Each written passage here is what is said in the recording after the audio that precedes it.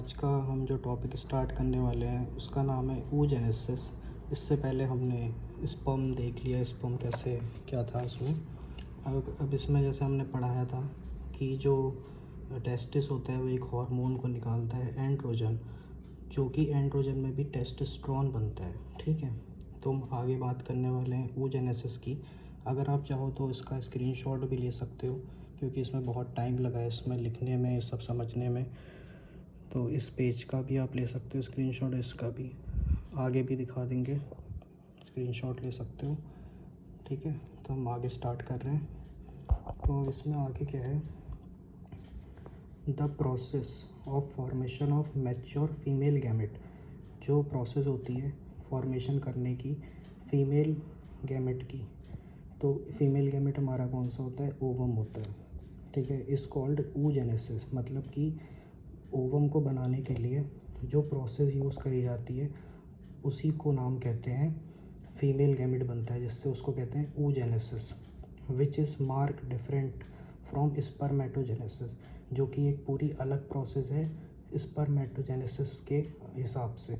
हमने पहले spermatogenesis cover कर लिया। तो इसमें फिर क्या कहते हैं, oogenesis is initiated during embryonic development.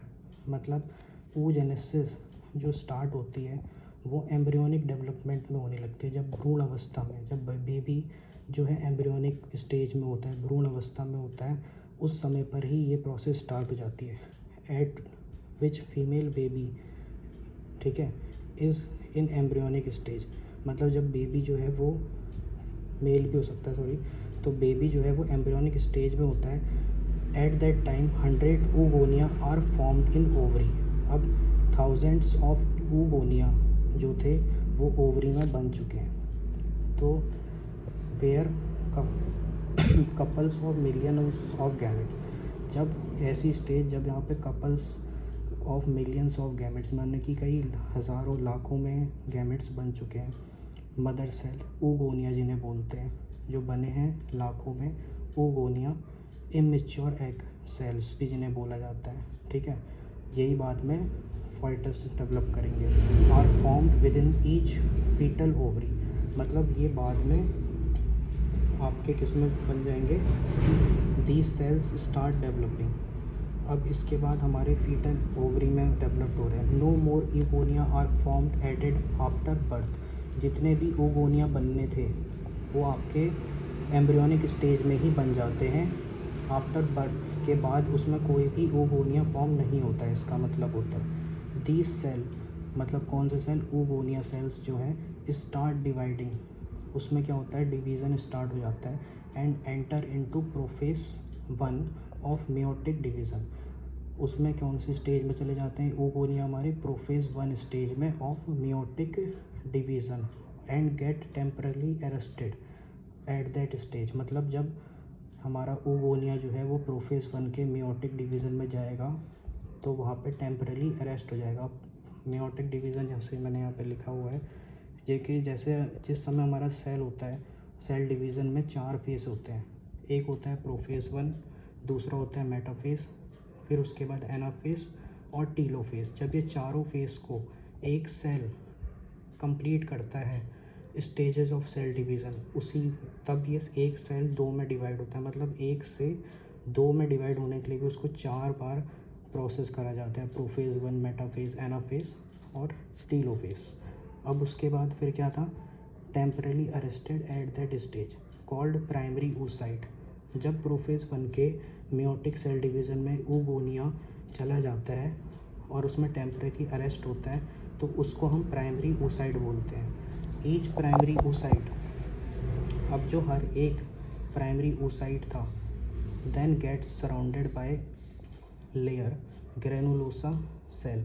अब ईच जो प्राइमरी oocyte था उसको कवर किसने कर लिया, ग्रेनुलोसा सेल ने कवर करा है। अब ग्रेनुलोसा सेल क्या करता है, प्रोड्यूस स्टेरॉइड्स। oogonia बाद में ओवरी में बनता है। ठीक है, granulosa cell are called primary follicle. उसी स्टेज को हम क्या बोल देते हैं, उस सेल को प्राइमरी फॉलिकल बोलते हैं।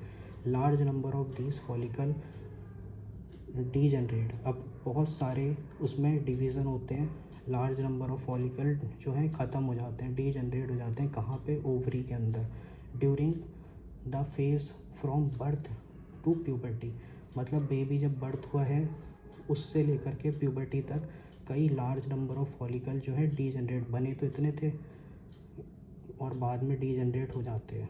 देयरफॉर एट प्यूबर्टी, अब जब प्यूबर्टी तक जब पहुंचते हैं, यानी कि 12 से 16 साल की एज तक जब पहुंचते हैं, तो हमारे 60,000 से 80,000 ही बच पाते हैं primary follicles left in each ovary, हर एक ओवरी में, ठीक है। The primary follicle get surrounded by more layer of granulosa cell, अब जो प्राइमरी फॉलिकल थे उनमें कई सारी हमारी क्या हो जाती हैं, ग्रेनुलोसा सेल से उनको वो कर देते हैं, कवर अप कर देते हैं। एंड अ न्यू थीका, अब उसके बाद क्या बनता है, एक थीका बनती है। थीका क्या मतलब होता है, empty space. And are called secondary follicle, और इसी को हम सेकेंडरी फॉलिकल बोल देते हैं, ठीक है। उसके बाद the secondary follicle soon transfer into tertiary follicle, secondary वाला टर्सरी फॉलिकल में जाता है, which is characterised by fluid filled cavity, उसमें एक फ्लूइड फिल्ड कैविटी हो जाती है, ठीक है, कॉल्ड एंट्रम, जहाँ पे फ्लूइड भरा होता है।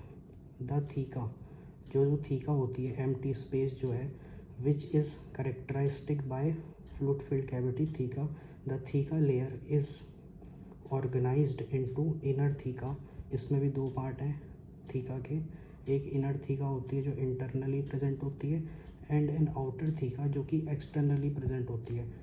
It is important to draw your attention, ठीक है, दैट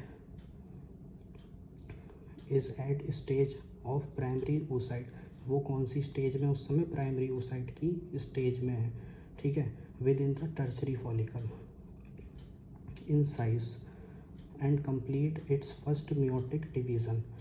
अब फर्स्ट मियोटिक डिवीज़न, अब यहाँ पे जो लिखा था, oogonia से ओवम बन जाता है। After birth of baby no oogonia are formed, birth के टाइम तक ही oogonia बनते हैं, जैसे ही बर्थ हो जाती है एम्ब्रियोनिक स्टेज ख़त्म, उसके बाद oogonia बनने स्टॉप हो जाते हैं। अब जैसे बताया था प्रोफेज, मेटाफेज, एनाफेज, टीलोफेज, तो मैंने बता ही दिया। अब आगे की बात कर लेते हैं। Large formation of large haploid secondary oocyte, secondary oocyte कैसे होते हैं, हैप्लॉइड होते हैं, जो कि बड़े होते हैं साइज़ में, and tiny first polar body जो कि स्मॉल होती है। आगे अब जो हमारा आगे का टॉपिक है, हमने बात कर ली थी कि the secondary oocyte retains bulk of nutrition rich cytoplasm two of the primary oocyte, अब जो प्राइमरी oocyte था उसमें कई सारे न्यूट्रिशन रिच साइटोप्लाज्म मिलकर के सेकेंडरी oocyte बनाते हैं, जो कि ये स्टेज कहाँ पे होती है, टर्सरी फॉलिकल में होती है। यही बात यहाँ पे आगे है, उसमें कई सारे large polar body, first meiotic division, further degenerate, ठीक है। At the present we are not very certain, not fix about this the tertiary immature, जो टर्सरी फॉलिकल था जो हमारा इमेच्योर टाइप है, further change into mature follicle जो कि Graafian follicle होता है, मतलब टर्सरी भी इमेच्योर फॉलिकल था जो कि बाद में बदल करके मैच्योर फॉलिकल, जिसको हम ग्राफियन फॉलिकल भी बोलते हैं। The secondary oocyte formed a new membrane called zona pellucida, अब आपने नाम बहुत सुना होगा कि जो सेकेंडरी फॉलिकल होता है ना, उसको एक मेम्ब्रेन कवर करके रखती है, उसका नाम है जोना पेलुसिडा लेयर। अब जोना पेलुसिडा लेयर क्या करती है, ये इंश्योर भी करती है कि जो ओवम होता है ना, वो एक ओवम है जो कि ऐसा सेल होता है, वहाँ पे स्पर्म आता है, तो जब स्पर्म ओवम पे जाने वाला होता है तो कई सारे स्पर्म हैं, मिलियंस ऑफ स्पर्म्स हैं, उनमें से क्या होता है, सिर्फ एक ही स्पर्म जो है फ्यूज़ कर पाता है ओवम को। अब वो कौन इंश्योर करता है, वही जोना पेलुसिडा जो लेयर है वो इंश्योर करती है कि जो हमारा ओवम था उसको सिर्फ एक ही स्पर्म जो है फ्यूज़ कर सके, कई बार दो भी कर जाते हैं, लेकिन जोना पेलुसिडा का वर्क यही है कि एक ही स्पर्म जो है वो ओवम को फ्यूज़ कर सके, सराउंडेड बाय इट। फिर उसके बाद आगे बात करते हैं the Graafian follicle now rupture. अब ग्राफियन फॉलिकल क्या हुआ, रप्चर हुआ, रप्चर मतलब ब्रेक डाउन हो गया, टू रिलीज सेकेंडरी oocyte। अब ग्राफियन फॉलिकल रप्चर के बाद सेकेंडरी oocyte बना जो कि बाहर आया, केम आउट, उसी को हम ओवम बोलते हैं, ठीक है। फ्रॉम द ओवरी, ओवरी से ओवम निकल गया ग्राफियन फॉलिकल के रप्चर होने के बाद, और इसी प्रोसेस को हम ओव्यूलेशन बोलते हैं। ठीक हो गया। अब इसमें कुछ बात कर लेते हैं आगे डायग्राम पे, जो कि हमारा ओवरी का हमारा व्यू है। सबसे पहले ब्लड वेसल्स हैं, बाद में पहले सबसे पहले प्राइमरी फॉलिकल बनता है, वो बाद में हमारा टर्शरी फॉलिकल में बदलता है। उसके बाद हमारा ग्राफियन फॉलिकल बनता है। ग्राफियन फॉलिकल जैसे उसके बाद उसमें रप्चर हो जाता है, ग्राफियन फॉलिकल फट जाता है। रप्चर होने के बाद जो हमारी ओवरी है वो ओवम रिलीज़ कर देती है, ये ही इस डायग्राम में है। फिर ये कॉर्पस लूटियम्स है जो कि हार्मोन्स बनाते हैं। इस प्रोसेस को होने के लिए हार्मोन्स की ज़रूरत है, प्रोड्यूस हार्मोन जैसे कि प्रोजेस्टेरॉन फॉर प्रेगनेंसी। अब प्रोजेस्टेरॉन हार्मोन जो होता है वो सिर्फ प्रेगनेंसी के टाइम पे बनता है, क्योंकि उस टाइम पे इसकी ज़रूरत होती है प्रेगनेंसी में न्यूट्रिशन देने के लिए बेबी को, एम्ब्रियो को, इसलिए ये उस समय पे बनता है। अब क्या होता है, टर्सरी फॉलिकल जो था वो हमारा क्या कहते हैं ग्राफियन फॉलिकल में कन्वर्ट होता है, जो कि सेकेंडरी oocyte है।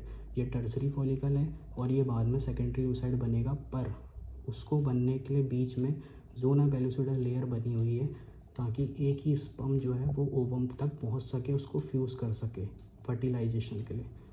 तो यहाँ तक ये वाला टॉपिक हमारा ख़त्म होता है। अब इसमें इस वाले डायग्राम की बात करते हैं। इसमें क्या है, प्लेसेंटा विलाई है, प्लेसेंटा के छोटे छोटे विलाई प्रेजेंट है, ठीक है। और ये होती है हमारी एम्बिलिकल कॉर्ड। एम्बिलिकल कॉर्ड क्या करती है, कनेक्टिंग फीटस, कनेक्ट करती है फीटस को। फीटस मतलब जो ये बेबी जो बन रहा है अभी इमेच्योर है, उसको प्लेसेंटा से जोड़ के रखती है। फीटस को प्लेसेंटा से जोड़ के कौन रखती है, एम्बिलिकल कॉर्ड रखती है, और ये ट्रांसफ़र कराती है ऑक्सीजन, न्यूट्रिएंट्स का, मतलब आदान प्रदान भी होता है इसमें। उसके बाद फिर क्या था, कैविटी ऑफ यूट्रस। यहाँ पे कुछ खाली स्पेस होता है यूट्रस में, तो इसको कैविटी ऑफ यूट्रस कहते हैं। यॉक सैक, यॉक सैक का मतलब होता है provide nutrition antibodies to embryo. साथ में न्यूट्रिशन भी चाहिए, एंटीबॉडीज़ भी चाहिए, ताकि उसको कुछ प्रॉब्लम ना हो, इसलिए यहाँ पे यॉक सैक प्रेजेंट होता है। एम्ब्रियो क्या होता है, फ्यूचर बेबी, जो बाद में बेबी बनेगा। फिर उसके बाद प्लग ऑफ मसल्स, इसका क्या काम होता है, ये क्या करती है, प्रोटेक्टिव बैरियर बनाती है यहाँ पे टू सर्विक्स, सर्विक्स में एक प्रोटेक्टिव बैरियर बनाती है, जो कि ज़रूरी होता है प्रेगनेंसी के टाइम पे, ठीक है। इफ़ फर्टिलाइजेशन नॉट अकर, अगर जब फर्टिलाइजेशन जिस समय पे नहीं होता है, मतलब हमारा उस समय पे मेंस्ट्रुएशन और मेंस्ट्रुअल साइकिल चलती रहती है, क्या कहते हैं फर्टिलाइजेशन जब नहीं होता है, तो ये बात याद रखना। आप इसका स्क्रीनशॉट भी ले सकते हो समझने के लिए। Thank you.